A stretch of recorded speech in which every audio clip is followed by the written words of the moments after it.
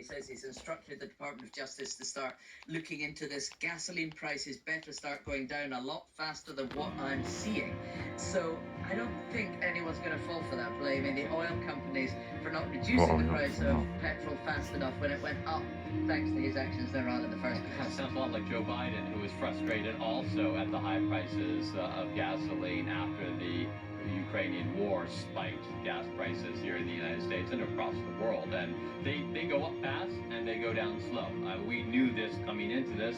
A lot of people predicted it. Just it takes, for whatever reason, more time for it to get through the refineries and show up in the pump. And yes, it is. Donald Trump is not the first president to be bedeviled by this, but this is a recognition that it might take some time for Americans to feel the benefits of the war winding down a bit, and the longer it takes and the closer we get into November and the fall campaign season, the more Americans are going to be fixated on that. At some point, their frustration about the economy gets baked in. At some point, it becomes too late to change their minds before they start casting ballots in October and November.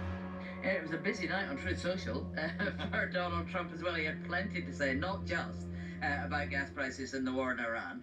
He started posting about some of the Democrats who've been winning primaries in New York. So yesterday, Tuesday, was voting in New York for the candidates who are going to stand both in state elections and for Congress there.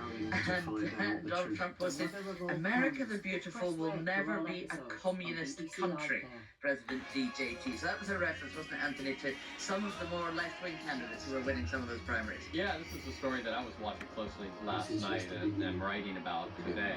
And that is Zohan Mamdani, the Democratic Socialist mayor of New York City, who we have talked about multiple times in the past. He put his reputation on the line and endorsed 3 candidates for the House of Representatives out of New York City districts, 2 of which were running against incumbents. And all 3 of those candidates, Democratic Socialists, left-wing candidates like Mamdani, all 3 won. They unseated 2 incumbents, including one who was chair of the Congressional Hispanic Caucus, who served in Congress for 10 years.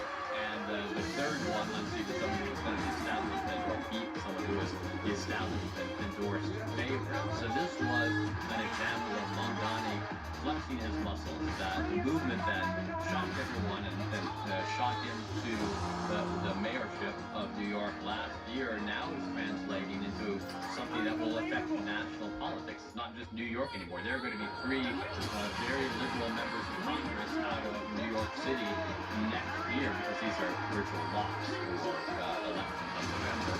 And that's going to pull the Democratic Party farther to the left. These are people who are talking about socialized health care.